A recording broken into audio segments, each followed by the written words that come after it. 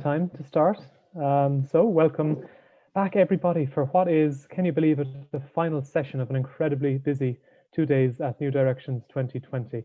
And what a way to end with a very distinguished panel of guests, led today by Dr. Johanna Motteram of British Council.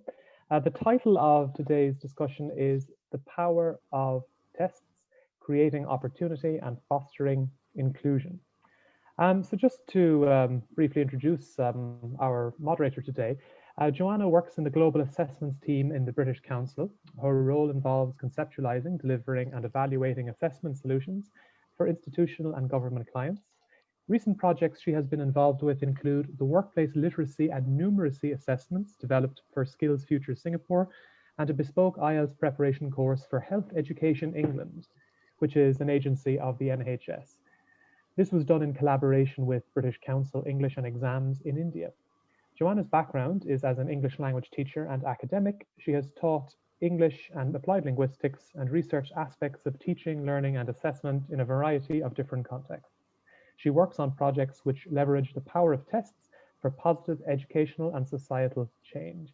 So please join me everyone in welcoming Dr. Johanna Motteram and our group of panelists today, who Johanna will now introduce. Over to you, Johanna.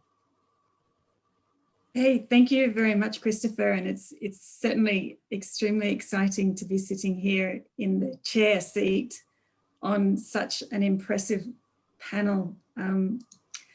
I think all of you, when you read the title of our panel and thought about the power of tests, might have done what I did and just leaned into the bookshelf and thought, well, that's certainly an evocative title, and it's important for us in the language testing community.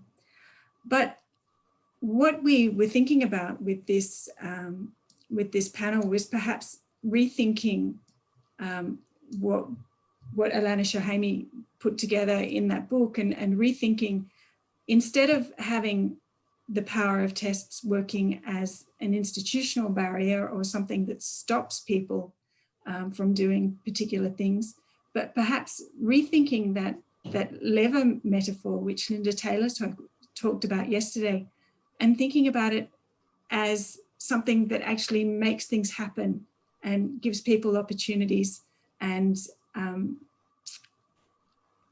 breaks down barriers instead of building them. I've asked our panel to, I'm sorry, I have two screens that are not working particularly well for me. I've asked our panel to work a little bit exploratorily with us today. This is new for all of us, an online panel in this kind of medium, and we are just feeling our way the whole way through New Directions. So we have a slightly less formal panel than we had in the first panel in this conference. The way we're going to proceed is I'm going to do some very brief panel member introductions. I'm not going to read anything like Christopher read for me, but just mention some highlights of our panel's members' experience and how it relates to this theme of the power of tests. Then each panel member will give a presentation, which will take around 5 minutes. And then we have space for question and answers.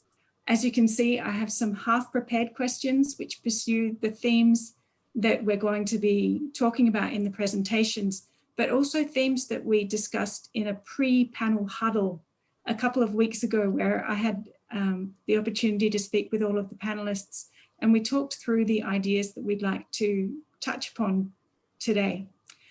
Then we have, I think, a lot of space for your questions, and I'm very hopeful that you will add questions to the chat box as you're listening to presentations. I found over the last 2 days that while I've been listening to presentations, there've been quite a few times where I've sort of cocked my head to the side and gone, oh, hold on, and then forgotten to write down the question. So I hope that you will write down the questions. Just to let you know, from the presenters or the presenter's perspective, we don't see that chat box popping up. So don't worry about it distracting the presenter.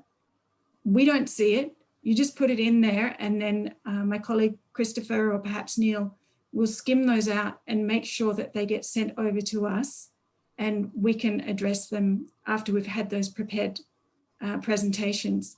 And then I have a few closing questions for the panelists that we'll get to as the time comes. So now for the big reveal. And if you've been reading the abstract, then you'll already know these are the wonderful people we have on the panel with us. And I think as you read these names, you'll understand why I'm sounding kind of nervous here. I'm feeling very much a junior chair, and I'm surrounded by some really, really impressive people, basically. So our first speaker, this is the order we're going to go through. Our first speaker is Dr. Marie Yeo, and I've had the privilege of working with Marie while I was in Singapore, talking with her on a lot of occasions about language assessment and language teaching. Marie brings to this panel not only plenty of reading and plenty of experience, but a really strong understanding of the context of the Southeast Asian region and the impact that testing decisions have in different countries in the region. So I think that's incredibly valuable for us today. And honestly, if you have questions for Marie, please do pop them into the box. Dr. Jayanti Banerjee will be our second speaker. And I think just the title there is enough to make you feel slightly frightened. Director of Language is an amazing title. And it speaks to, as LinkedIn has told me today, many, many years of experience as a test developer, as a test researcher, and as an academic. So I'm certainly looking forward to hearing about Trinity College London and how this theme of power of tests works together with opportunity and Trinity College's experience there. Dr. Gog Soon Ju will be our next speaker. She also has an amazing title. I think that a chief futurist is one of the coolest things ever. Dr. Gog's research for her PhD, which I've read and do a little fangirl here, is really about access to training opportunities for low skill, low education workers in Singapore. But a lot more than that, it's about structures and how they help or how they don't help. So it will be really interesting to hear her experience and her thoughts on the power of tests. Then we'll move on to Dr. Claudia Harsch, who again, Professor for Research into Language Learning and Teaching, Director of the Languages Centre at the University of Bremen, but has also held posts at the University of Warwick, Humboldt University in Berlin, and the University of Augsburg in Germany. She's an expert on the CEFR and has interests in the implementation of the CEFR, not only in Europe, but in Cuba and Indonesia. She's also done some extensive work in migrant preparedness for university and language and migration. And then we're going to ask Dr. Sarah Richardson to speak to us. And to be perfectly honest, as someone who's working in assessment solutions, when I look at the list of countries and the list of clients that Dr. Richardson has worked with, it's very, very long. And basically the countries are every continent in the world. So Dr. Richardson brings a breadth of experience from all around the world to this panel. I'll stop fangirling and I'll invite Dr. Yeo to share her slides and to begin these panel presentations. Thank you. Thanks, Jo. I'm going to try to share my screen now. I think you've got to stop sharing. Yeah. Thank you. Can you guys see my screen now? Perfect. Thanks, Jo. Hello, everyone. I work at SEAMEO RELC in Singapore. One of the things we do is to provide scholarships to language teachers in the region to attend courses at RELC on professional development and teacher education. To set the stage for this discussion on the power of tests to create opportunity and foster inclusion, I'd like to share the story of one of my mentees, a secondary school English teacher from Myanmar. Her name is Naichi Sanluan, but she goes by the nickname of Sunshine. She was enrolled in the CELT-S, the Cambridge English Language Teaching Secondary course. And as part of the CELT-S, she had to take the Teaching Knowledge Test, or TKT. As many of you may know, the TKT was developed by Cambridge Assessment for teachers of English to speakers of other languages. It's an internationally accepted qualification that proves teachers' language teaching abilities. Now, the results are reported as a band, with band 1 being the weakest and band 4 being the strongest, indicating extensive knowledge and skills. Sunshine was in a class with teachers from other ASEAN countries, including teachers from Singapore, Brunei, Cambodia, Thailand, and the Philippines. She was one of the few among them to get a band 4.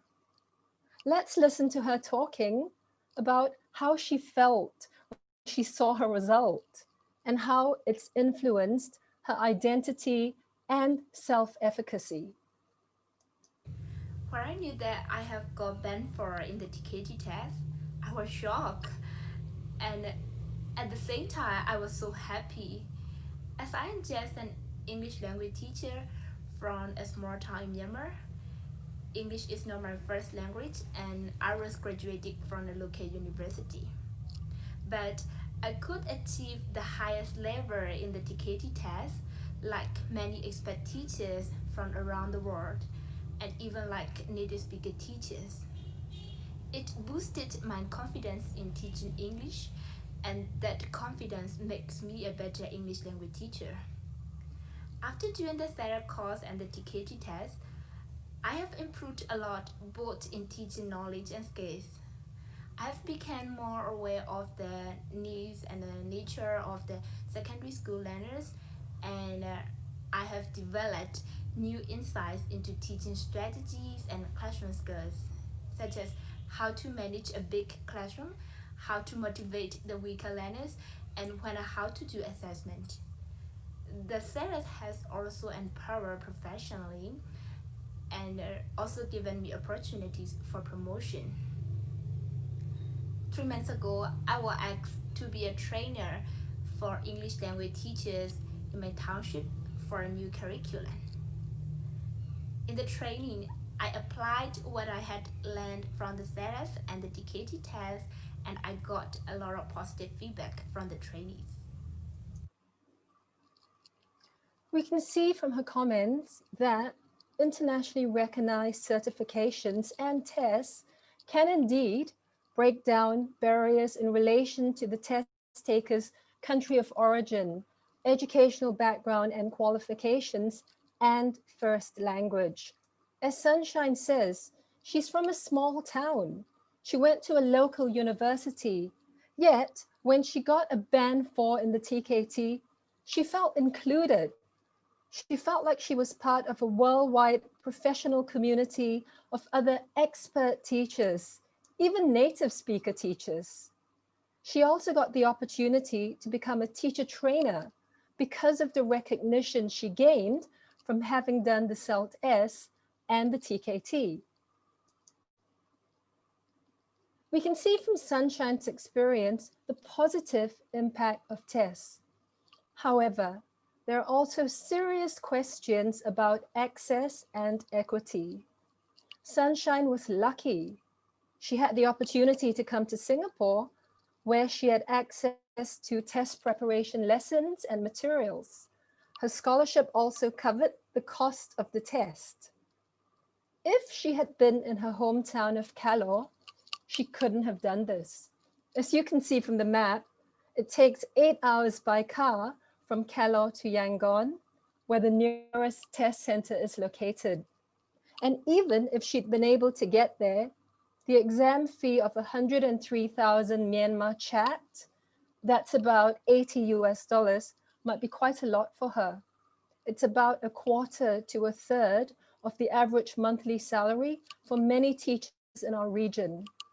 And how could she prepare for the tests without access to test preparation materials? In closing, I think that while tests have the potential to create opportunity and foster inclusion. This potential can only be realized if we can address issues of access and equity. And I'll leave it to the other panelists to address these issues. Thank you.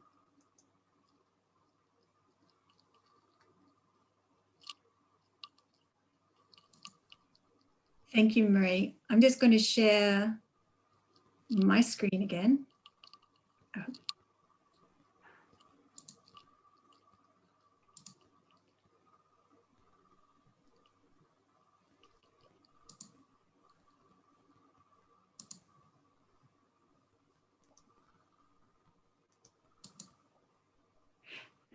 And invite Dr. Banerjee to speak to her slides, which I'll click through. If you want to give me a wave when you're ready for the next one. Sure. Great. Yeah. Okay, so what I'm going to address this morning or afternoon in Singapore is the ESOL Skills for Life suite that is administered in the United Kingdom by Trinity College London. And the focus for me is going to be assessing in a pandemic. Next slide, Johanna. So the ESOL Skills for Life suite has 5 levels, and the target language domain is communication in everyday life, study, and employment. And the target test taker is an adult who is 16 years or older.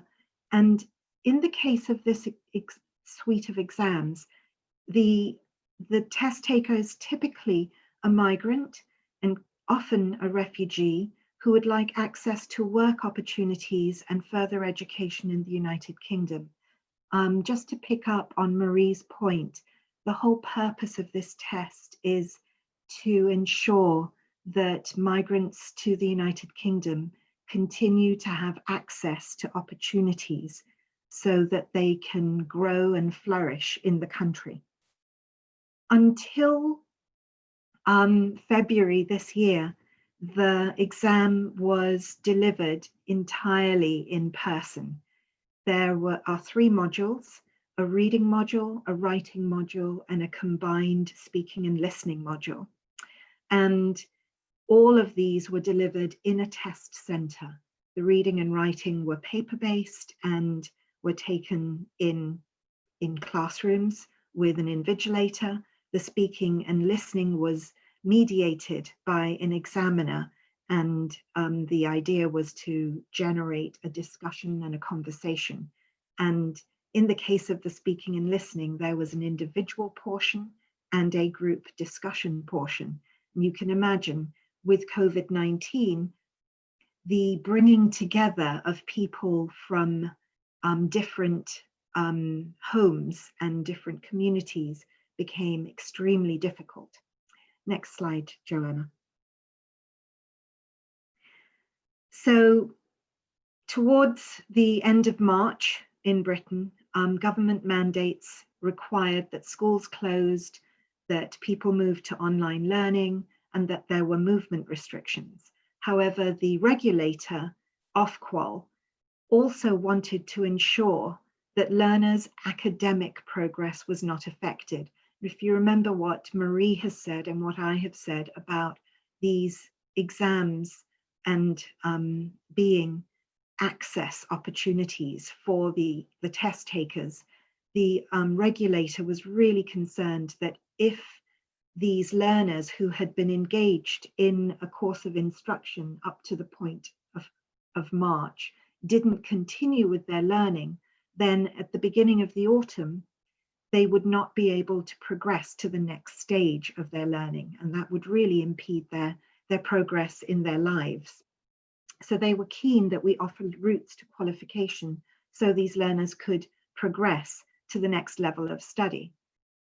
The decision that was taken was that the alternative approach we took in the short term was an approach called center assessed grades, where we involved teachers in providing an evaluation of whether the learners had achieved a level that allowed them to get the qualification.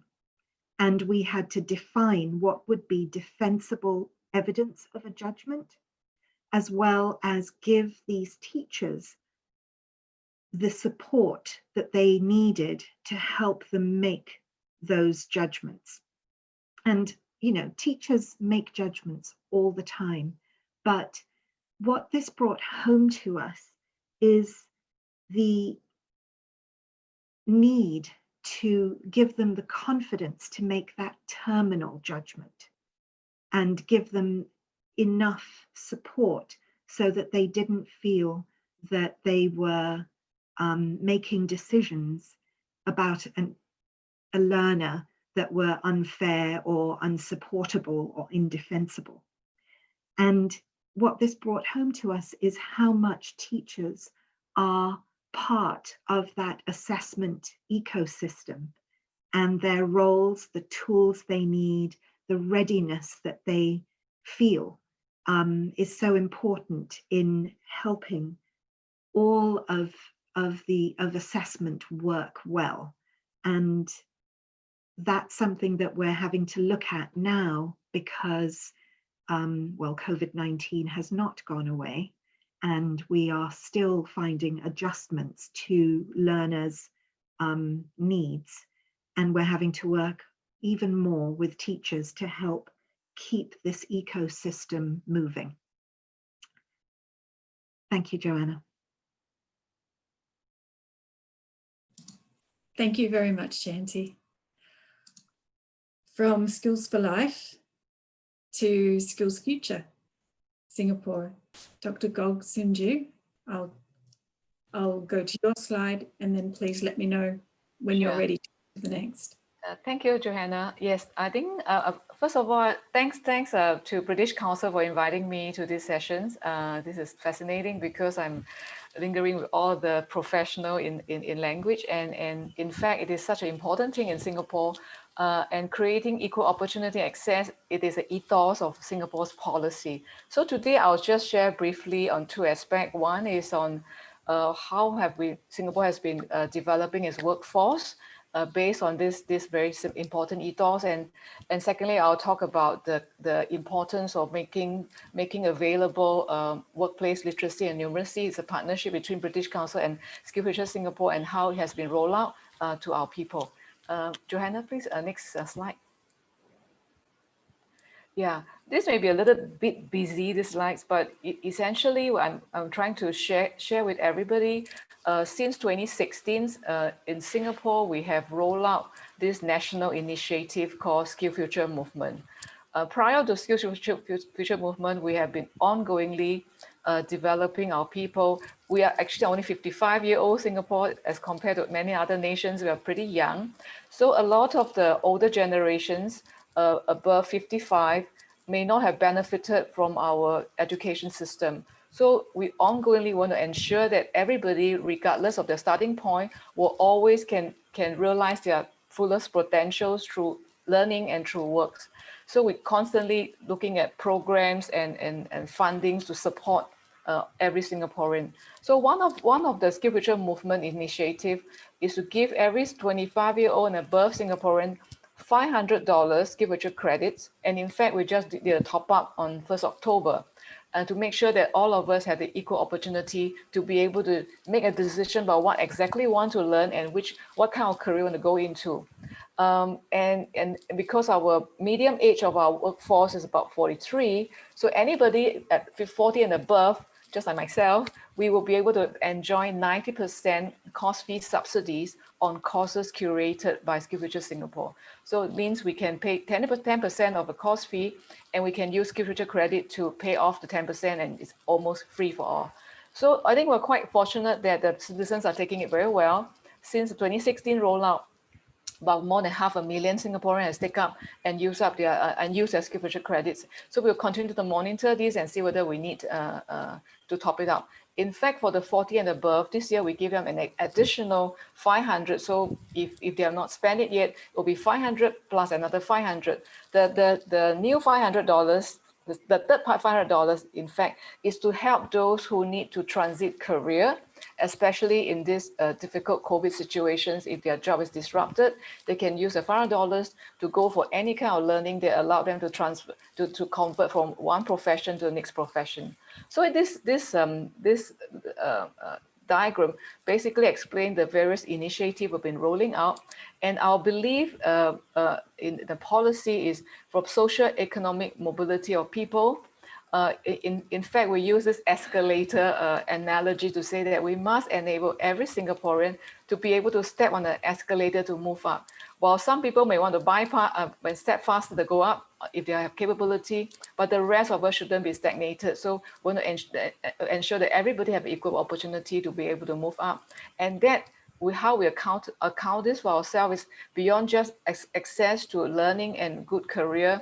We actually monitor very closely the medium, the 50th percentile of our workforce, 25th percentile of the workforce, 75th percentile of the workforce, whether their median wage has increased and improved. So that is a very important KPI for us to make sure that there's nobody have a stagnated wages because of the kind of continuous learning outcome. Johanna, can I have the next slide?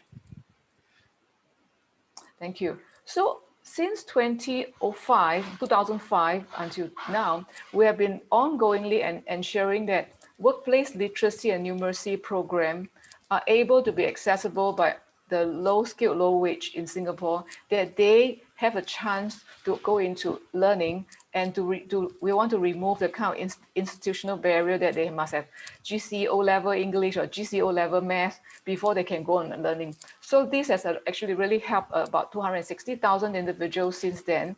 And in fact, in January this year, we actually started to change the system to roll out WPLN under APTIS, because we believe that APTIS really offer us an internationally recognized language standard. And we are very happy that since January this year, close to 7,000 individuals has signed up for the assessment. And we'll continue to fund this because this is very important from individuals who want to access, become a real estate agents or let's say a private hire drivers like Grab, Uber, or even a tour guide or even a childcare teachers. If they do not meet the required GCE O-level English, because of for whatever reason, they are given the equal opportunity to be able to relearn the language at the necessary level and enter the job. And same for the special education sector. We are also using APTIS WPLN to help the students to be able to benchmark their language and numeracy proficiency level to go into the kind of job that they are trained for. So I think in a nutshell, we are serious about accessibility, equal opportunity in Singapore. And we think that WPLN based on APTIS is a very important instrument in Singapore. Thanks for listening. Thanks, Johanna. Thank you. Thank you very much. We're going to move on from access to people who don't have GCE O levels and similar in Singapore to Dr. Claudia Harsch. You there? I'm here. Excellent, thank you. Thanks, Johanna. So I'd like to talk briefly about an initiative that started in 2016. It's called Laplace, Language Placement for Displaced People. And you see Benjamin, Stefan, and Mina, for example, here on the with me on this initiative, so I'm not alone. Could you switch to the next slide, please? The background for Laplace is that we know that less than 1% of refugees, for example, worldwide have access to higher education, and displaced people, we think, need support and access to language education as one of the tools to enter a new society. And in 2016, there was a group of volunteers in IALTA. IALTA is the European Association of Language Testing and Assessment. And we joined to develop placement tests for an inclusive use with NGOs who work with refugees. You may remember that in 2015, we had a huge influx of refugees, especially from Syria. And we needed to, we thought we need to take care and help people access language support classes. And in 2017, we set up a charitable association. We called it Laplace, and it's registered in Germany. And we want to support the acquisition of foreign languages in the context of migration. We are looking at placement tools at the moment, and we want to make them freely available for charitable NGO use.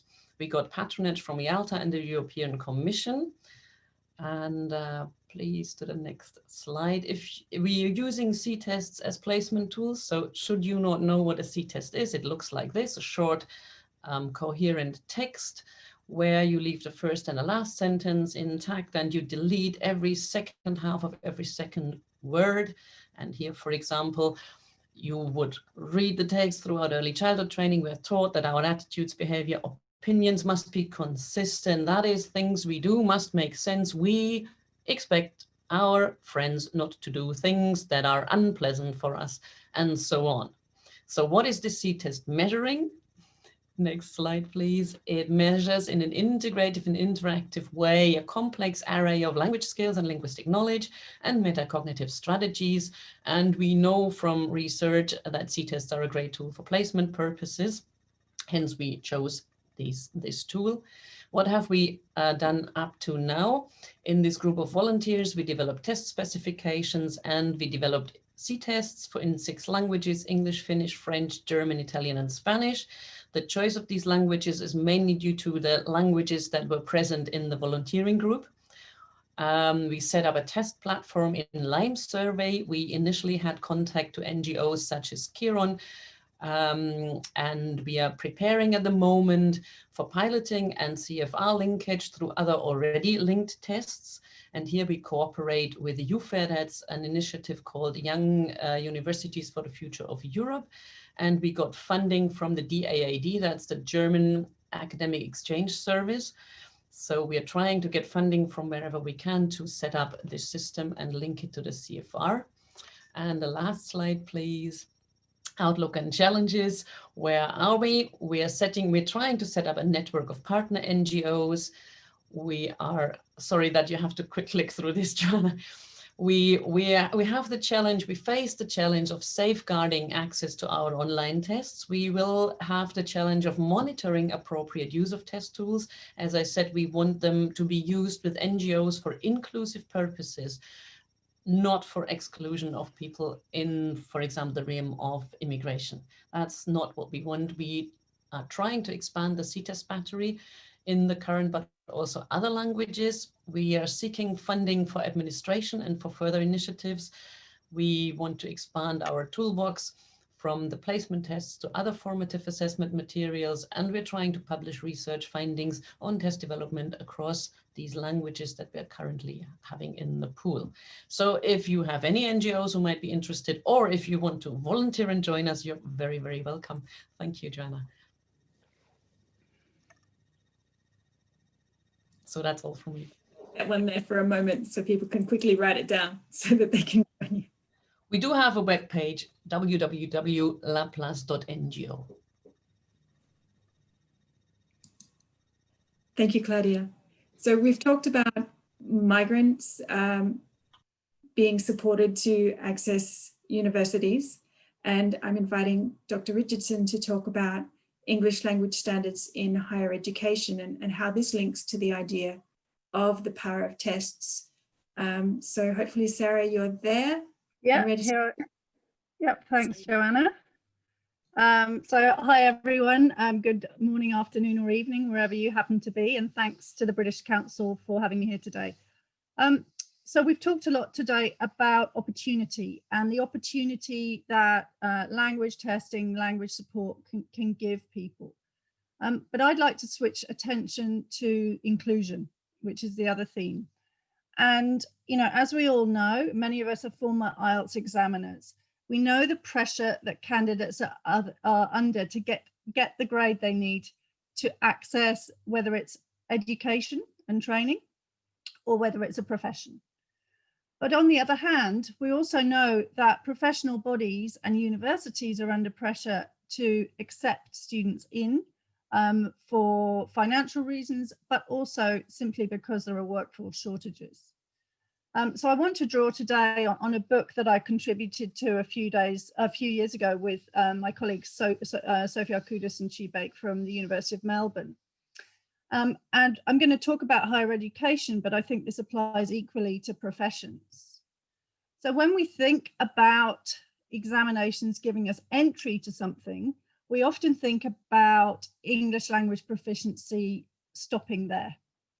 And we often also have a sense of that there's some kind of osmosis, that once you're in a profession or in a course, that your English skills are just going to improve. And this could be said for any other language. And so what we thought about was, well, what actually needs to happen? So an IELTS test or any other kind of test will give you access to something. And at that point, you've got, we hope you have your general academic skills and your ability to communicate socially. But when we talk about inclusion, we often have to talk and think about social connection. And often there's an assumption that if students have got the grade they need to get into a course, but that's where university responsibility stops. But we know that people are getting into university courses with as low as an IELTS of 5.5.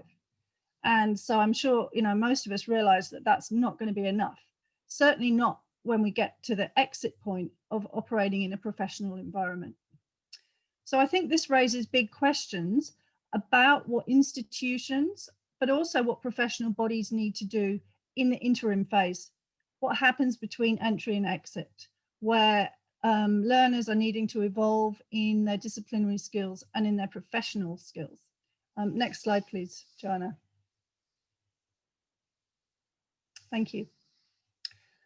So many universities have support units, and what I would like to talk about is moving from support to development. And I think that this is something that often is put in a too hard basket, or otherwise it's sort of someone else's responsibility. So what I would suggest is that once people have entered a profession or entered a course, there is another layer of responsibility to enable them and help them to gain the proficiency that they need, not only to be included during their degrees, but also to be included once they finish and to be able to access the opportunity of moving into professions. And I think that, if you think about all different levels of an institution, this means very practical steps, such as actually embedding English language proficiency development in courses. And I know when you talk to universities that this is often something that they really shy away from and say, well, learners can go to and access that from the support unit. But this is thinking much more about bringing this centrally into study programs. And equally, as I said, this may also be the case for professional programs that are run by professional bodies. And so this means things like setting goals, monitoring English language proficiency, not just assuming that it's getting better, making sure that learning outcomes for English language proficiency are defined, as well as disciplinary learning outcomes, and making sure that there is a way for learners to actively continue to develop their English language practices and their professional language skills throughout their studies. And I'd argue that there's a moral responsibility for higher education institutions and also for professional bodies. Accepting people in is just the first step, but to offer true opportunity and true inclusion, you need to also support ongoing continued development. Thank you, Johanna.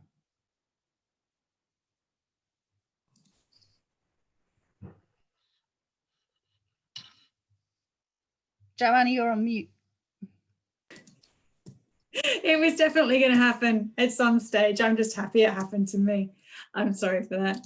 So we now move past the prepared presentation stage and bravely march on into our question and answer phase, well, questions and discussion phase. So Christopher, I hope you're there. I'm going to unshare here somewhere. Have I done that already? I'm still looking at your screen. Are you trying to unshare your screen? I'd like to. Okay, so just if you move the cursor up, there should be a very small option that says stop sharing screen. Doesn't want to do that for me. So if you go towards, yeah, it's the top of the screen. I see it. I've worked out my Yeah. problem. Okay. Right. And now I Okay. can see the webinar chat. Wow. Now you can see the chat. I only see one question in the chat at the moment. Do you see it, Johanna? It's right at the bottom there, sent at 10:15. I can see a question there from Mark Ritchie. Is that the one you're referring to? Yeah, Yeah. that's one. And I wonder if everyone can read that one. So I'm going to start with that one. And then I'm going to move on to the questions and the themes that we've discussed in our huddle. And then while we're doing that, I'd invite everyone to just be thinking about those questions. They're coming through. Let's start with this one. So this is from Mark Ritchie, which is a question for all of the panelists. And the question is, how can we ensure that in the process of language test design, forced assimilation, which has alienating effect to test takers, won't happen? I'm just watching everyone's face and looking for a nod. And I can see something from Claudia there. Possibly, no. Sorry for admitting my ignorance. Mark, what do you mean by forced assimilation in the process of language test design? I'm not sure I understand. I'm wondering if it might be related to the idea of perhaps in speaking tests, native speakerism. So this sort of assimilation or expectation of assimilation to native speaker ideals. I'm letting Mark talk there. I just gave him that function. Mark, right. If you want to speak, just to clarify what you mean. Okay, thank you. Good evening to everyone from Manila. When we say forced assimilation, it is something to do with the identity, because when someone takes a test, language test, usually there are identity issues, right? Like maybe they are forced to assimilate to the receiving culture, let's say as an immigrant or as someone who is underprivileged. So how can we make sure that our tests have safeguards against such effect? Thank you. Thank you. Thank you for your clarification, Mark. And I'm now looking at my panelists to look for that nod of yes. I'm gonna. Oh, I'll let Sunju go first. Thanks, Jayanti.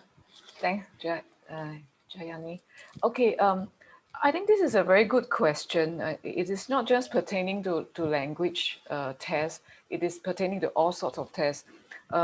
In Singapore, when we were trying to design WPI, even in the early year, there were a lot of, we're asking ourselves, how do we contextualize not just the questions to the local context, number one. Number two is also, how do we prepare the individuals before they go for the test to be mentally, emotionally prepared to sit for the test. So we have some, we also assign some test preparatory partners to say, okay, how do we help them to understand? Even some of the older generations is, how do you even turn on a machine? How do you use a mouse? How do you help them to be ready for the test? Because some of them may think that the test is very high stake, because especially when they need a job, the job need to prove that they have certain level of literacy and numeracy, and the anxiety is there. So I think that the whoever who are administering the design of the test to the administering of the test has to take all this into consideration, and how do we prepare individuals so that they are not disadvantaged from not knowing, because of the lack of digital literacy, therefore they cannot take the test, or because the test is out of their cultural context. So I think these are things that we really seriously have to think through to ensure that it doesn't disadvantage the individual sitting for the test. Yeah. Thanks. Jayanti, would you like to follow on that with that one? Yeah. I mean, I completely agree with Sunju that the tests are designed to ensure that a candidate isn't disadvantaged by the delivery mode. But I think that Mark's question speaks to the fact that tests are used to, they inevitably reflect some cultural capital of some sort. It's inevitable, because if it's, by taking a test, you are seeking to enter a community of practice of some sort in a language. There is, to a degree, some investment in the culture that is associated with that language. With respect to English, I would argue that as long as the test provider takes the perspective that English is a global language and does not situate it within a specific cultural community, such as a British one or an American one, the dangers are perhaps lower. The dangers of alienation is really what I'm talking about. However, there's always going to be some move towards assimilation, towards some norm, be it a global norm or a regional norm. I suppose the question really is, how much support can you offer so people still feel they can be themselves within that? And for ESOL Skills for Life, because of the examiner mediation and the focus on what the test taker brings into the test, they bring in artifacts from their life. There is a lot of care taken to involve the test taker in the assessment process. But my view is there's always going to be that tension.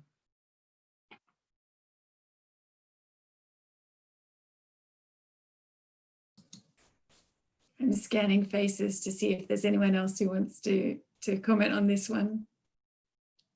And it doesn't look like it.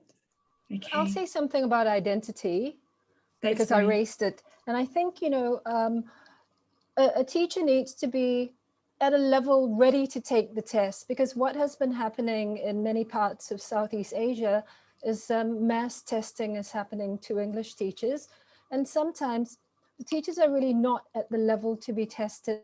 They don't know anything about the test. Some have told me they just go to the test center not knowing anything about the test. So I think this is a point that was made earlier. We need test preparation. But I also think that we shouldn't just, you know, we should give them enough time to get to the level where they have a chance of passing the test. Otherwise, you're setting them up for failure. And this really does impact their identity as a, you know, and self-efficacy. Thank you.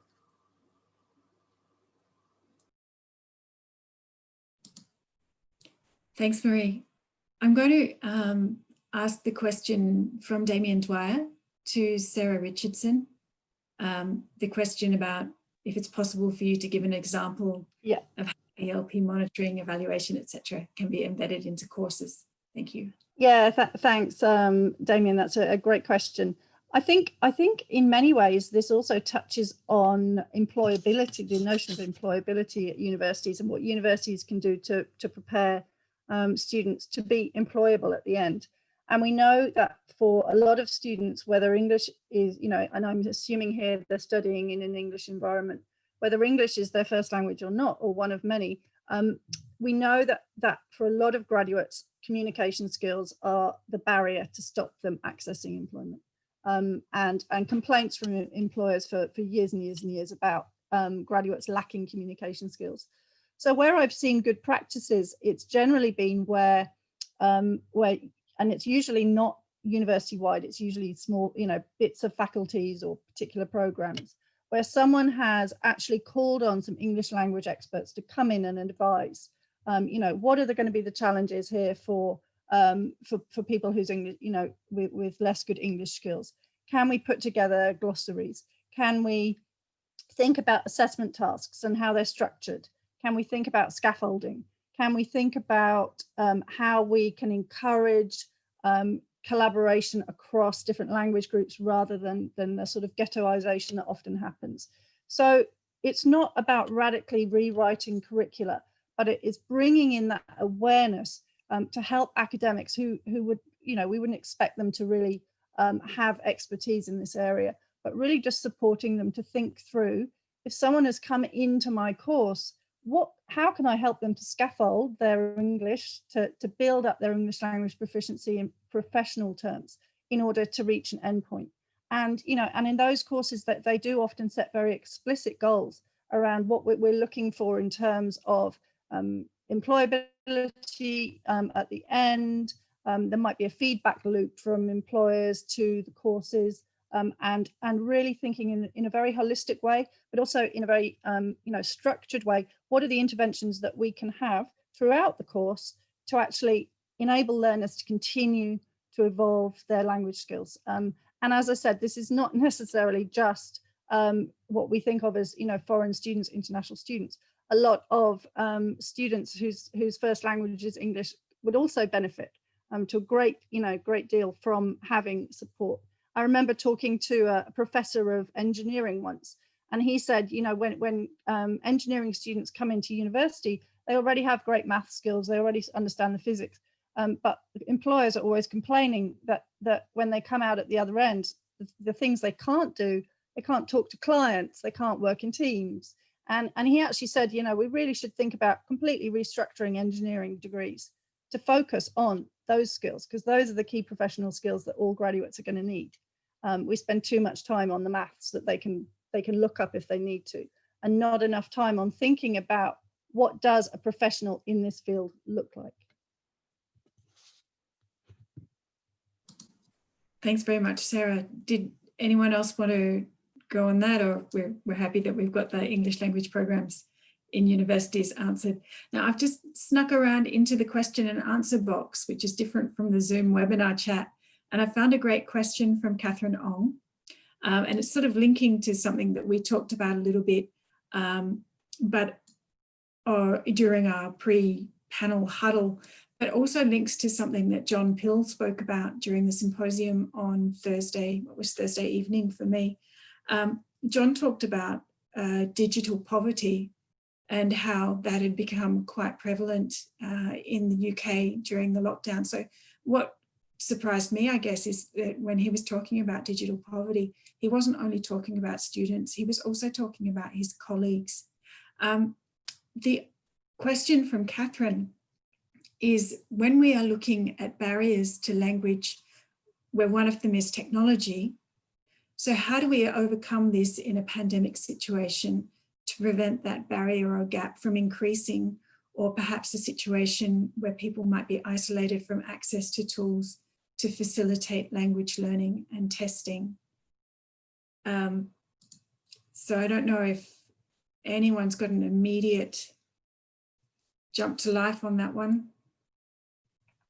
Well, I do, and I think Sarah does as well. Yeah, that's one of the conundrums for us, and that's why we used centre assessed grades as our first solution when COVID-19 hit, because we picked up on what the teachers already knew about the learners in order to produce an evaluation for the end of the year. But now with COVID-19 continuing and persisting, teachers haven't had as much access to learners, and we are really concerned about the equity issues that arise with respect to learners being able to access the content for courses, and teachers being able to connect with their students. And then how do you deliver assessments equitably when, and it's not just access to the internet, it's access to a device that someone else doesn't need for something else that's important, and access to a quiet room where you can work and take an assessment. Some people live in very small accommodation that they share with multiple family members. So there are all sorts of conundrums that we're trying to find solutions to. I don't have an answer, sorry, but it's definitely an issue. Yeah, I mean, look, I'm in London at the moment, and I mean, all through COVID, there's been a massive issue here around equity in terms of access. I'm actually a governor of a primary school here, and just a few sort of solutions. First of all, one is have people physically got access to a device, and we know that there've been families where there's been one mobile phone between all the kids, and that's been it. So we've actually been, you know, part of that has been actually purchasing a set of tablets and loaning them out. So that's one thing. Then there needs to be access to the internet. So a whole series of dongles have gone out. But I think another big issue is around knowing what to do. So you have a device and you have access to the internet, then what?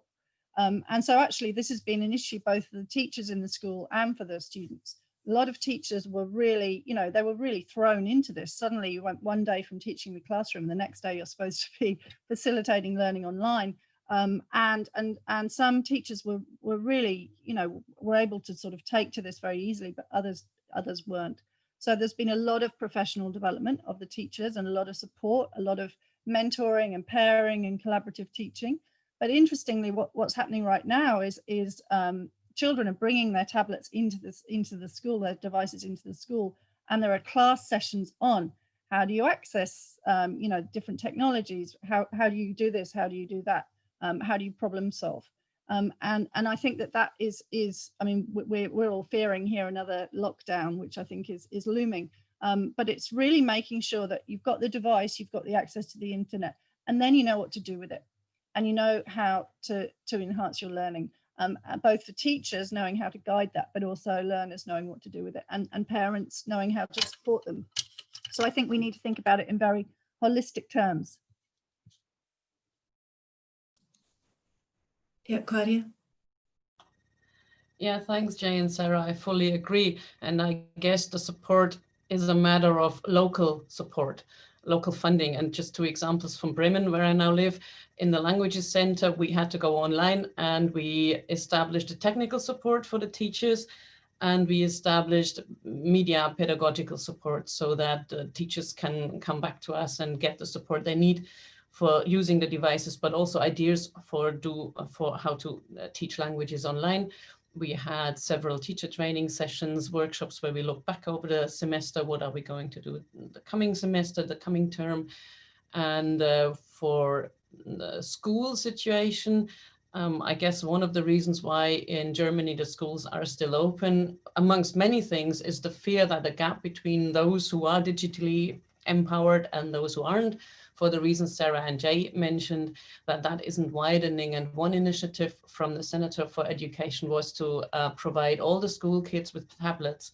So you need funding, you need local help, local support in order to provide the technical devices, but also the knowledge how to deal with it. And I guess that's the only way that we can deal with the current situation. And if there is no local funding and no local support, then the teachers and the learners, we can't leave them alone. Marie, is that a hand? Yes. So, you know, we had a situation where we were trying to do a test with a student in Luang Prabang, Savannakhet in Laos. And on the day of the oral assessment, there was a typhoon. So, you know, we had to switch to a written exam. You know, she had like 24 hours to do it. And what we've had to do is to move to lots of smaller, lower stakes assessments. And we also move to things that can be done asynchronously, because synchronous lines, you know, depend very greatly on the internet. So yeah, we're all, you know, trying to be inventive while maintaining reliability. But I think that really moving to smaller assessments that function both formatively and summatively might be a bit more equitable than, you know, having those big one-shot high-stakes assessments. Thank you. Yeah, I just want to share with everybody about how this COVID is really about testing everybody's readiness. In Singapore, during the circuit breaker period, where we know that we're going to shut, it's not a lockdown, but a lot of the working from home and home-based learning, And for the continued education and training industry where SkillsFuture Singapore is looking after, we were practically given about a week to make the announcement and then get all our education and training partners to say that, okay, from this time onward, there is no face-to-face and you really have to go online or you have to reschedule the classes. I think the community was very fast. They were, I just want to cite one of the example that one of the education training provider was very quickly to say, okay, go on Zoom. They not only have to teach their trainers, adult educator, how to use Zoom, but more importantly is how do they send packages, mail the packages out to all their adult learners to make sure that, and then for every class they assign learning assistants to call out every single adult learner to say, do you have access to the internet? Do you have devices? If you don't have, can you borrow? If not, would you still have to come to the center and pick up one and lend it to you first? And throughout the online lessons, one learning assistant will take care of about 6 adults to make sure that everybody's okay. If not, I can dial my phone number. I can access and talk to you how do you manage it. So basically, the industry was very fast in reacting to what is needed and not thinking about what's in the classroom. And everybody is looking at synchronized learning, which is very difficult because synchronized learning means everybody must come together on the same platform, and instead of asynchronized because they want to see reactions, responses, and engagement with the class. And I thought that what was done in the past was very good because we've been engaging and encouraging the whole community to do partially online learning. So the infrastructure was ready. Some of the content was ready to be partially online. They just would switch over to full online. And more importantly is the broadband, the availability of broadband. And also over the last 10 years, we've been educating or rather making courses very free, like $10 Sing dollar to get the more mature workers to go and learn on digital literacy, like how do you go on internet, how do you go on Facebook, how do you go on WhatsApp. So that kind of assist a little. So when we transit over, I won't say that it's seamless, but it's less resistance. And in fact, today what we see is that something very interesting is a lot of the education and training providers asking themselves, do they really need physical classrooms? Or should they shrink the size of physical classrooms and then do more of this kind of hybrid model, which we think is a very interesting development. Thanks. Thanks, Andrew. I've just noticed, well, actually I noticed it before, Cheryl, there's a question for Dr. Banerjee in the webinar chat. So I'm going to direct that one. But I just wanted to remind everyone in the audience, we've got about 15 minutes left. So if you're sitting on a question that you really want to ask, I recommend that you pop it in the webinar chat now. Otherwise, we're going to move to prepared questions. You'll lose your opportunity. So just think on that. Yeah, it's a really interesting question. The question was about the extent to which the test takers resisted the centre assessed grades or whether it was seen as a positive. We didn't have negative feedback from the learners. They appeared to be really grateful that they were still going to receive a qualification. And we did everything we could to make sure that the grade they received was defensible. So we had enough evidence to show that they should get the grade they got. Where the resistance actually was with teachers who, and this is why I mentioned when I spoke that we really learned how much we needed to do to support teachers through this process, bearing in mind that they're not typically asked to take responsibility for making that terminal decision. And it's nerve-wracking. And so they really did need lots and lots of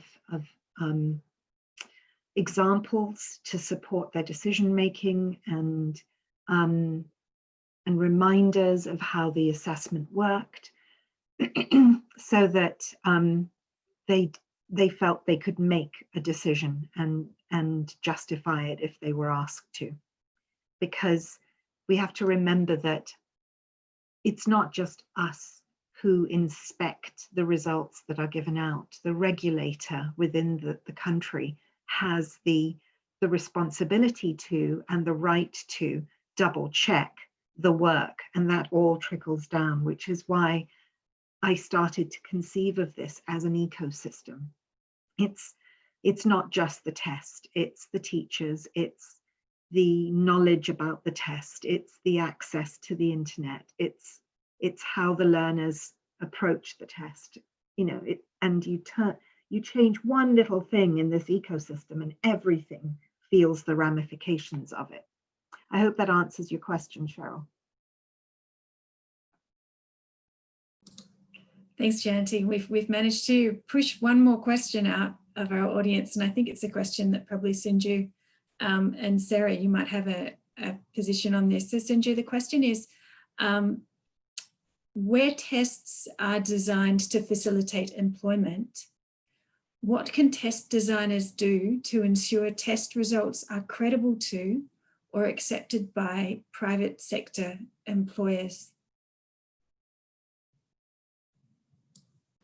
Yeah, this is very, very good questions, because WPIN in Singapore are used to help individual get into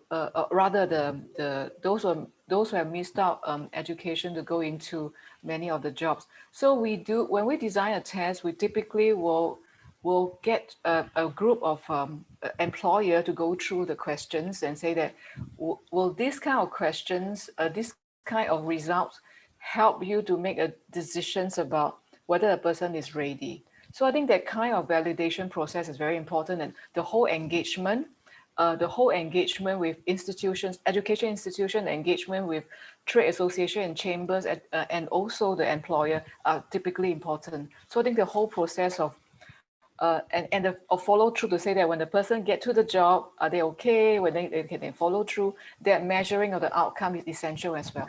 Thanks. Yeah, I mean, I just sort of add to that. I think employers are often a bit wary if tests are of general language skills. They're a lot more convinced if they're of specific language skills. So, you know, if it is for medical entry or nursing entry, that they're looking at more targeted tests. And I think generally, I mean, I work for the Australian Council for Educational Research, and obviously we do a lot of assessment development. And I think where employers have faith in it is they know that there's been a robust approach. They know that the people developing the test items have got the right skills and background. They know that there's proper psychometric analysis. They know that there's a really thorough piloting process. So it's really about ensuring that employers are aware of the integrity of the test and the quality of the test, but also that that particular test is suitable for that particular context. I think that's really, really critical. Thank you very much. I think we've moved a little bit away from our starting point, but I think it's been really valuable, and I think a great opportunity for our audience to put some questions to obvious experts. We did talk about having a final round of questions, and we were going to return back to our original theme, which was about the power of tests and using tests for inclusion, and linking back to the point of New Directions, which is to link up language assessment experts with people who make policy and share research and share ideas. So I did send an email a while ago asking you to think about, you know, was there a piece of advice or a golden gem of wisdom that you would share with policymakers who were planning on using tests in their policy, particularly policy which was designed to encourage inclusion. So if we go through our presenters in the same order that we went before, and I hope I remember what it was, I'm pretty sure, Marie, would you like to contribute? Sure. Yeah, so I'm just going to pick up on what Sarah said a minute ago.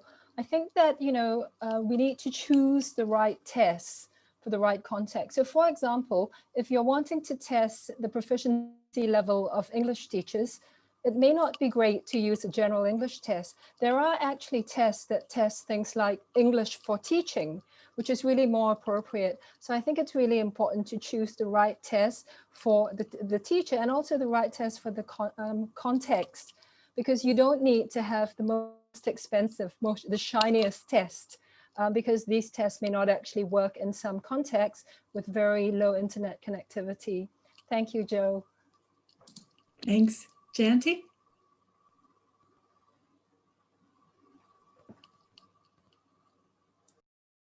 Yeah, I think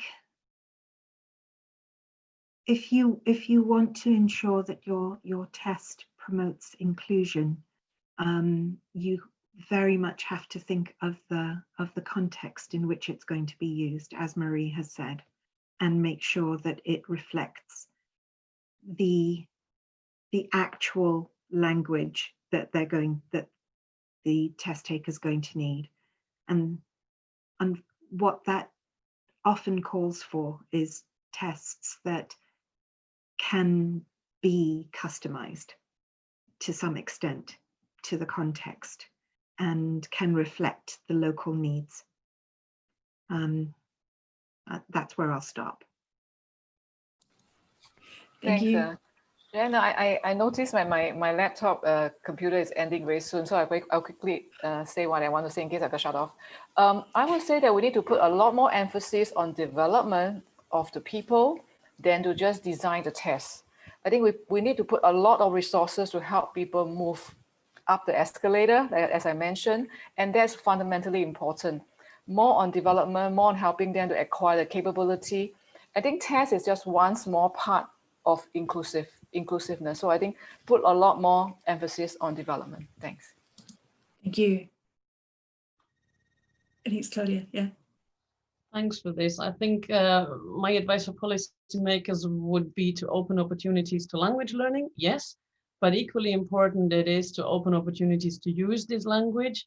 From interviews with refugee students who got a language preparation class with us, we asked how often they use German outside the classroom, and it was, the majority said 1 hour a week.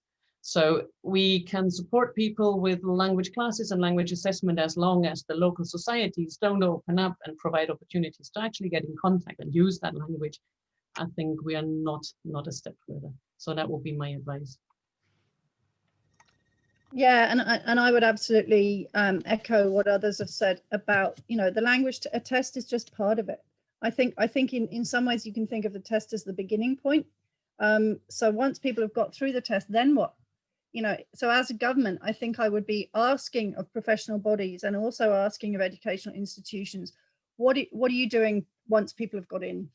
So how are you helping them to continue to evolve in their language skills, particularly in terms of their professional skills? And I would also be looking at collecting feedback from employers. So once people have gone through and they've gone through, they've passed the test, they've had their study, then what happens? Once they're in the professional workplace, what's the feedback from employers? What are employers looking for? And how can we have that feedback loop from employers back to universities, back to professional bodies? So we make sure that there's a holistic approach that actually follows through, rather than assume, oh, they've got an IELTS 6.5, that's fine. It's just the starting point. Thank you all very much for that. I'd run through those points again, but I don't think I need to. Everything's been beautifully made. All the points very clear. We've been responsive. We've been dynamic. It's been amazing. Thank you all very much for your time this evening, afternoon, morning, Jayanti. I'm going to hand back to Christopher, I think. That's the best way to do it. I think that's perfect. Thank you so much, Johanna, and also to all of our panelists who have done such a great job. And what I particularly liked about this session was that it felt very conversational. There was a real flow to it. It was sort of very, very natural, which I think is great, particularly when it's online. I've just noticed generally that people are becoming more and more comfortable doing these kinds of things online, which of course only bodes well for future conferences that we hold online. So thank you again to everybody there for doing that. Well, okay, what time is it? We have 10 minutes to go, so that brings us to the final session. It's not really a session, it's just a few minutes where we will make some closing remarks. So I'll begin before then introducing a couple of special guests to offer their remarks on the whole event. So one part of me is almost sad to say that the conference is now drawing to a close after such an eventful 2 days.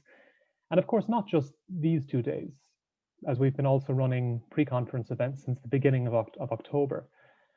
But another part of me is, of course, relieved that I can start to rejoin my Irish time zone and begin to start sleeping at night again. But in all seriousness, the last 2 days have been a joy to be a part of. And I'd really like to thank all speakers, all presenters who made such superb contributions to the proceedings. One thing I've learned over the past 2 days is that language assessment is a very dynamic and fluid field of study, the evidence for which lies in the wide array of presentations that focused on the sudden changes that have been made in light of the pandemic. And I think anyone who would argue that language assessment doesn't move with the times would do well to rewatch the sessions from the past 2 days and really the past month, to see that as a discipline, I feel that language assessment is alive and well and constantly adapting and evolving. I'm sure on that note that many of you will want to watch the events that you missed, so I can confirm that we will be uploading all the sessions to our lobby platform, and they will be available to view until Wednesday, November 25th, as Cheryl just posted in the chat a few moments ago. Now, in an event like this, the number of people deserving of thanks are, I would say, too numerous to mention, but I'm still going to mention those who I feel deserve special mention for this. I'd like to thank, first of all, our tech team, particularly Sudhidra and Paras, without whom the online format would not have been possible. They've been terrific to work with, so a big shout out to both of you. I'd also like to thank my colleagues in the conference and project committees, particularly the project manager, Neil Stead, and the conference chair, Cheryl Cook, who have done an enormous amount of work behind the scenes, you might say, to make today happen. But it certainly wouldn't have happened without them. So just a huge thanks to them. They've been brilliant to work with. I'd also like to thank our moderators for the breakout sessions. They are Jonathan Dixon, Marvin Wong, Christopher Horn, Jonathan Cruz, Jessica Dela Cruz, Jan Langeslag, John Charnley, Flora Wong, and Radosveta Valkova. I would say that you're all a credit to the British Council, and I count myself lucky to have been given the opportunity to work with all of you. Now, one person I've worked with, Dr. Jamie Dunley, is with us here now, and he will say a few words about his experience at New Directions 2020. So over to you, Jamie. Okay, thanks, Chris. And yeah, I guess the first thing I'd like to echo all of those thanks, I think, to you, Chris, as you know, handling all of the sessions in the way you've done, to Neil and Cheryl as the chair and her whole team for pulling this together. I think it's been an amazing experience and a great event. And I really feel like I'm sitting up here on the stage with everyone, you know, the names here. It's like, it feels very kind of live and interactive. And I think that's really, you know, that's been one of the main things that I've taken away from this conference. I'm based in the UK myself, so I've been up since 2 a.m. today and yesterday. And in a way, that's kind of replicated the live conference experience. I'm usually jet lagged when I go to New Directions in East Asia, and I fall asleep in the front row somewhere during someone's presentation. Today, I was allowed to kind of snooze in my kitchen while I was watching, so none of you could see that I was actually asleep.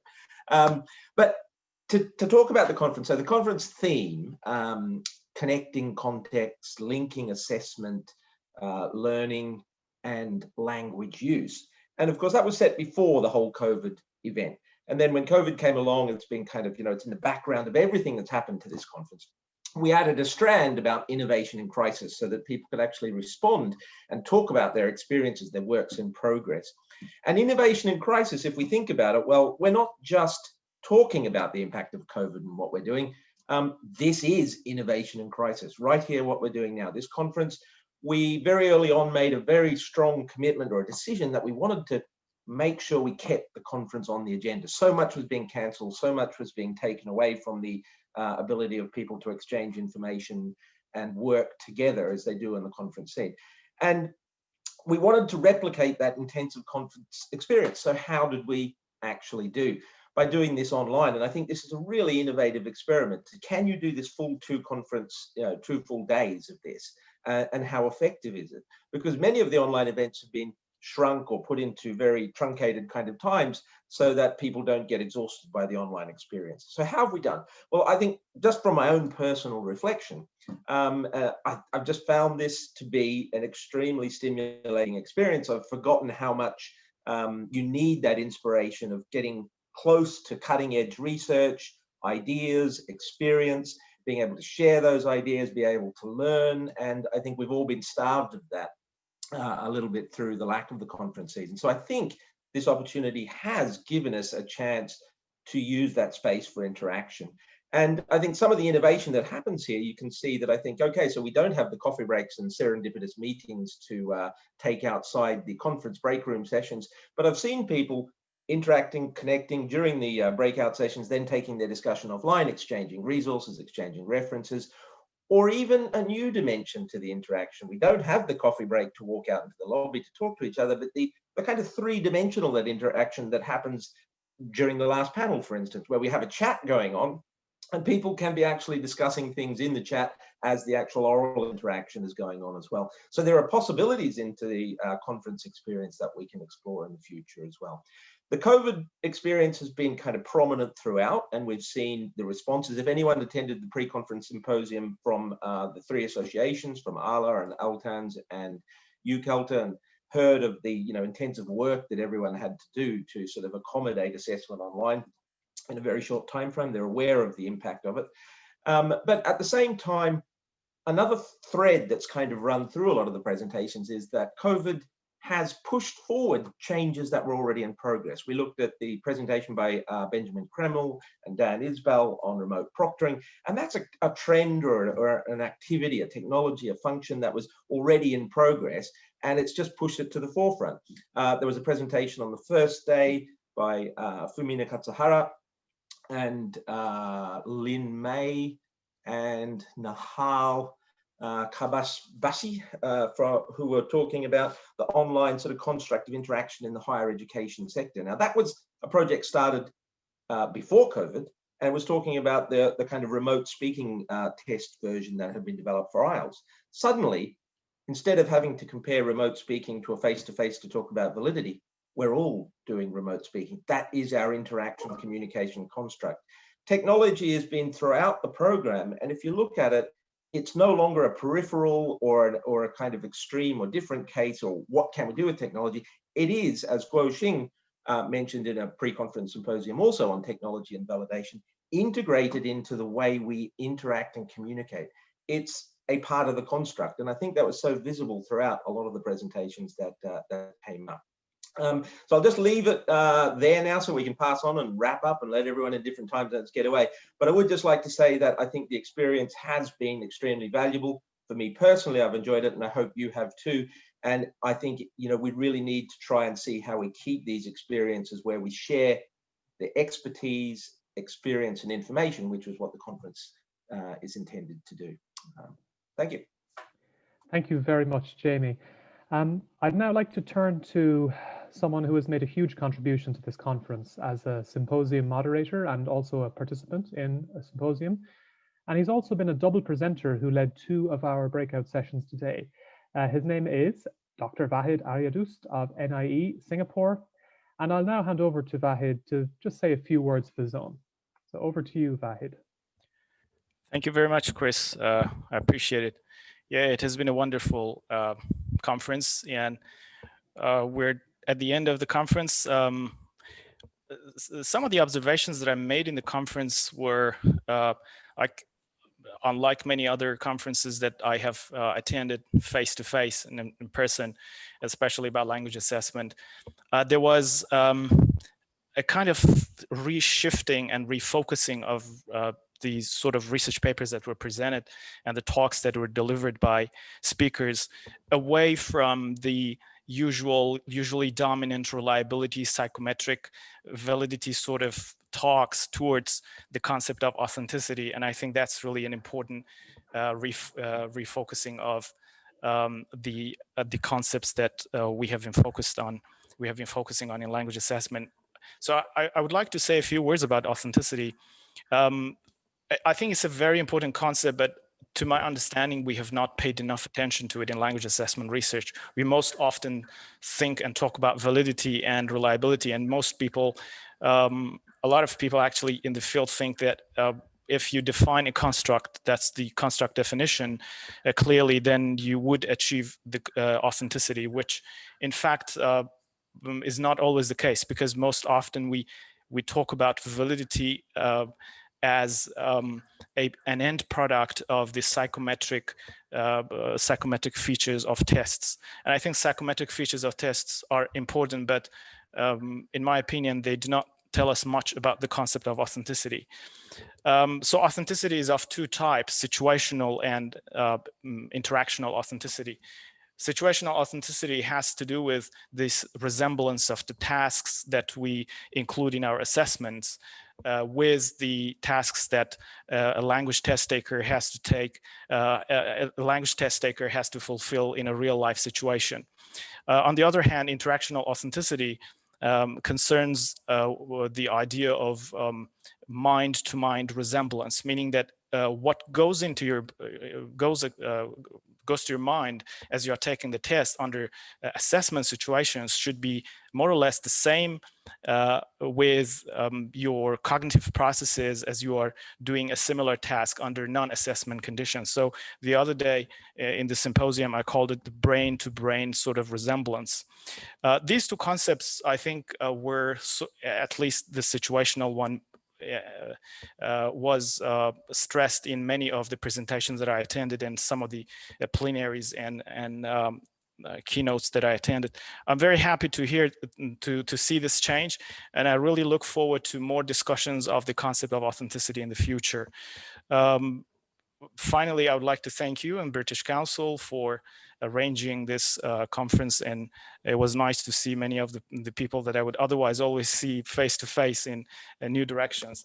This time around, things have changed, and I think also the concept of authenticity is also changing. Now we're talking about technology to be a part of not only our assessments, but a part of our life. It's only through technology that we can speak like this, we can communicate, we can share our thoughts and ideas.